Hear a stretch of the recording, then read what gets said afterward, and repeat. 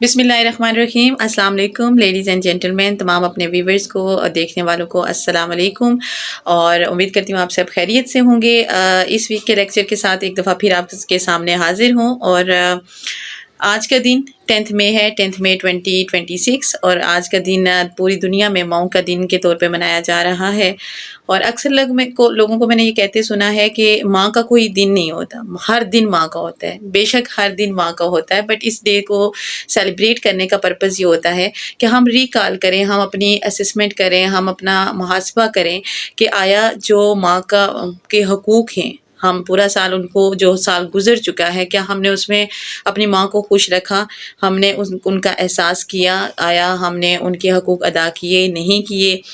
उन मतलब ये वो दिन होता है जो हमें रिमाइंड करवाता है, हमें एहसास दिलवाता है कि हम क्या सही कर रहे हैं, क्या गलत कर रहे हैं और हम ये रियलाइज़ करें कि हमारी माएँ अभी ज़िंदा हैं, तो हम उनके लिए क्या कर सकते हैं, उनकी कौन-सी ख्वाहिशात हैं। क्योंकि पूरा साल बेशक हर दिन माँ का दिन होता है, हर दिन माँ का के साथ अदब से पेश आना चाहिए, हर दिन माँ के साथ प्यार जताना चाहिए। लेकिन अक्सर होते हैं ना अपने काम में बिज़ी शेड्यूल के अंदर हम इतना बिज़ी हो जाते हैं कि हम भूल जाते हैं। तो ये दिन हमें रिमाइंड करवाता है कि भाई अभी भी वक़्त है, अभी भी अपना जो किबला है वो दुरुस्त कर लें और अपनी माँओं की जो ख्वाहिशात हैं उनको पूरा करें, उन्होंने आपके लिए जो सैक्रिफ़ाइसेस की हैं, जो कुर्बानियाँ दी हैं, उनका एहसास किया जाए। माँ के लिए चंद अल्फ़ाज़ काफ़ी होते हैं। तो आज के दिन कोई छोटा-सा तोहफ़ा उनको दें, उनको रियलाइज़ करवाएँ कि वो आपके लिए कितनी स्पेशल हैं या आपको कितना उनका एहसास है। तो यकीन जानिए कि ये दिन सिर्फ़ एक रिमाइंडर के तौर पे है, वरना हम इस दिन अपने लिए एक गोल सेट करते हैं कि आने वाले पूरे साल में हम अपनी माँ के लिए क्या कर सकते हैं। तो वो कहते हैं ना कि माएँ सबकी सांझी होती हैं, अल्लाह ताला सबकी माँओं को सलामत रखे, सबकी माँओं को लंबी ज़िंदगी दे और जिनकी माएँ इस दुनिया से रुखसत हो गई हैं, अल्लाह ताला उनकी दर्जात बुलंद फरमाए, उनको जन्नत में अरफ़ा और आला मुक़ाम अता फरमाए।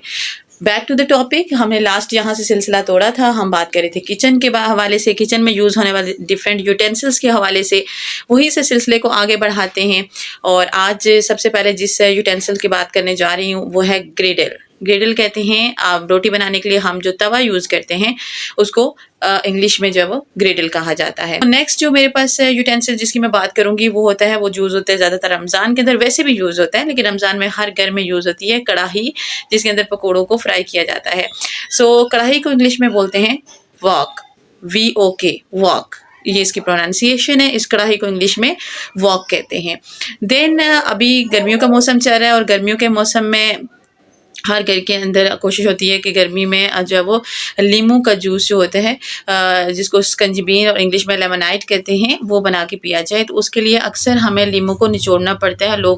कुछ लोग तो हाथों से को यूज़ करते हैं जो कि हाइजीनिक नहीं है। उसके लिए हमें वही जो यूटेंसिल है वो यूज़ करना चाहिए और वो होता है स्क्यूज़र। स्क्यूज़र का इस्तेमाल किया जाता है, स्क्यूज़ करने वाला। उससे जो है वो लीमू का रस जो है वो निचोड़ के निकाला जाता है। तो जिससे हम लीमू का रस, माल्टे का रस, जूस उसका निकाल सकते हैं, उसको कहते हैं स्क्यूज़र। देन नेक्स्ट हम बात कर लेते हैं स्क्यूज़र की तरह ही, जैसे हमारे पास बॉइल्ड आलू होते हैं, एग है, हमने उसको मैश करना होता है। तो उसको मैश करने के लिए जो यूटेंसिल हम यूज़ करते हैं उसको कहते हैं मैशर। मैशर, ठीक है।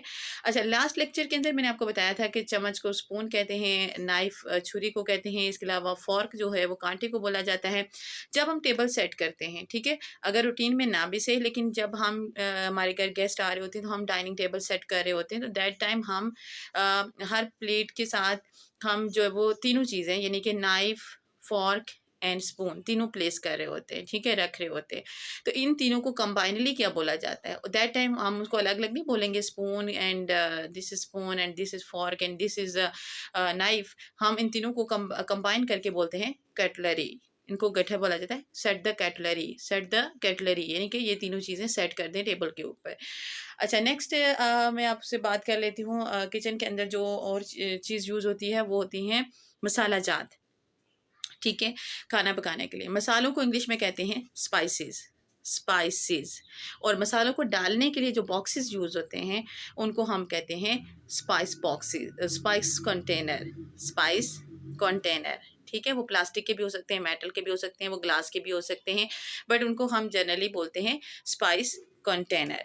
स्पाइस कंटेनर के से मुझे स्पाइसेस से एक चीज़ और मैं आप लोगों के साथ यहाँ पे शेयर कर देती हूँ, वो ये है कि जो चटनी हम अक्सर गर्मियों में जो खाने के साथ बनाते हैं, सर्दियों में भी बनती है, हम लोग टेस्ट के लिए खाते ही रहते हैं पूरा साल, बट गर्मियों में मेजॉरिटी होता है कि दोपहर के टाइम जो वो चटनी बनाई जाती है पुदीने की, तो उसको इंग्लिश में क्या कहते हैं? चटनी। बेसिकली चटनी को इंग्लिश में सॉस कहते हैं, और अगर पुदीने की चटनी बनी हुई है तो उसको हम मिंट सॉस बोलेंगे। मिंट सॉस, पुदीने की चटनी, ठीक है। अगर आम की बनी होगी तो फिर हम उसे मैंगो सॉस कह सकते हैं। लाइक मतलब सॉस मीन्स चटनी, वो जिस चीज़ से बन रहा है बस उसका नाम साथ में आपने ऐड कर देना है। इसके अलावा चटनी के साथ जो हम कुकम्बर और टोमेटो और देन अनियन कट करके रखते हैं उसको बोलते हैं सैलेड। उर्दू में सलाद, इंग्लिश में सैलेड, उसको सैलेड बोला जाता है। अब हम बात कर लेते हैं कुछ, मैं शॉर्ट फ्रेजेस आपको बताऊंगी जो कि खाने के टेबल के ऊपर यूज़ की जा सकती हैं। लाइक हाँ, जब खाना तैयार हो जाए तो कहा जाता है food is ready. Food is ready, dinner is ready. अगर रात का खाना तैयार हो गया तो फिर हम डिनर का वर्ड यूज़ करेंगे। अगर दिन का खाना तैयार हो गया तो we will say lunch is ready. And अगर इन द मॉर्निंग, सुबह के टाइम अगर आपका नाश्ता तैयार हो गया है तो आप कहेंगे ब्रेकफास्ट इज़ रेडी। देन आपने किसी से कहना है कि खाना लगा दें तो you will say serve the meal. Serve the meal यानी कि खाना सर्व कर दें, खाना लगा दें। डिनर है तो सर्व द डिनर, अगर लंच है तो सर्व द लंच। देन जब हमने खाना सर्व करना है तो सबसे पहली चीज़ क्या बोली जाती है कि मेज़ को लगा दें। तो उसके लिए जो इंग्लिश में हम फ्रेज़ यूज़ करते हैं या बोलते हैं वो कहते हैं सेट द टेबल। अक्सर मदर्स अपनी बच्चों को कह रही होती हैं कि टेबल रख दें, खाना तैयार हो गया है, तो उस time mothers can say set the table. Then clear the table, table को साफ़ कर लें, मतलब साफ टेबल के ऊपर कोई एक्स्ट्रा मटेरियल है तो उसको हटा दिया जाए। देन उसके बाद जब आप खाना स्टार्ट करते हैं, खाने के दौरान आपको कोई चीज़ चाहिए, आप दूसरे से मांग रहे होते हैं, आपके सामने नहीं है, तो उसके लिए हम कह सकते हैं please pass me plate, please pass me a glass of water, please pass me salt, नमक दे दें, ग्लास दे, पानी का ग्लास दे दें, कोई भी चीज़ है। डिश स्पून मोस्टली हमें चाहिए होती है, डिश स्पून हमसे दूर होती है, डिश स्पून जिससे हम डिश के अंदर से खाना डालते हैं, अगर वो हमसे दूर है तो हम we will say please pass me the dish spoon, आप वो मुझे पास कर दें। बेसिकली पास मी मतलब हम वो फ्रेज़ यूज़ करते हैं चीज़ को मांगने के लिए। बट अगर कोई चीज़ टेबल पे मौजूद नहीं है और फिर आपने किसी को कहना है कि मुझे ला के दे, मुझे एक चम्मच ला के दो या मुझे एक गिलास ला के दो, देन आप ब्रिंग का वर्ड यूज़ करेंगे। Please bring me a spoon, please bring me a glass of water. तो दैट टाइम आपने ब्रिंग का वर्ड यूज़ करना है। बट अगर कोई चीज़ टेबल के ऊपर मौजूद है और वहाँ से आपने मांगनी है, सो पास मी आप बोलेंगे।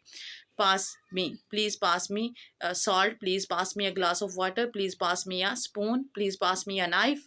अब खाने की अगर आपने तारीफ़ करनी है तो you can say food is delicious, oh it's yummy, ये बहुत मज़े का है, डिलीशियस है। अगर कोई चीज़ आपको पसंद नहीं है तो आप कह सकते हैं आई डोंट लाइक इट, मुझे ये पसंद नहीं आया, या आप कह सकते हैं इट्स नॉट टेस्टी, ये मज़े का नहीं है, या फिर आप कह सकते हैं कि ये कच्चा है तो यू विल से मैंने प्रीवियस लेक्चर में बताया था इट इज़ अंडर कुक, यानी कि ये अभी पूरा पका नहीं था, अभी कच्चा है। मैं लेक्चर को शॉर्ट रखती हूँ ताकि एक वीक के अंदर जितनी सेंटेंसेस बच्चे ड्रिलिंग के थ्रू सीख सकते हैं बस उतने ही बताए जाएं। तो इंशाल्लाह नेक्स्ट लेक्चर में मैं आपको स्पाइसेस के बारे में बताऊंगी, मसाला जात के बारे में, किचन के अंदर जितने भी मसाला जात इस्तेमाल होते हैं, खाने के अंदर जितनी चीज़ें ऐड होती हैं उनको इंग्लिश में क्या बोलते हैं। आज मैंने उस टॉपिक को टच नहीं किया क्योंकि वो बहुत वाइड है, तो इंशाल्लाह नेक्स्ट लेक्चर को मैं सिर्फ और सिर्फ जो है वो स्पाइसेस के नाम के ऊपर, यानी कि पुदीने को क्या कहते हैं, धनिया को क्या कहते हैं, इसके अलावा ज़ीरे को क्या कहते हैं, सुर्ख मिर्च को क्या कहते हैं, काली मिर्च को क्या कहते हैं, लाइक जितने भी स्पाइसेस हैं और खाने के अंदर इस्तेमाल होने वाली चीज़ें हैं, मीठे के अंदर यूज़ होने वाली चीज़ें, उनके नाम इंशाल्लाह आपके साथ शेयर किए जाएंगे। बच्चों को भी यही चीज़ जो है वो स्कूल के अंदर इस वीक में पढ़ाई जाएगी। अगर वीडियो अच्छी लगी है तो उसको लाइक ज़रूर करें और सपोर्ट करें। Thank you so much. अल्लाह हाफिज़।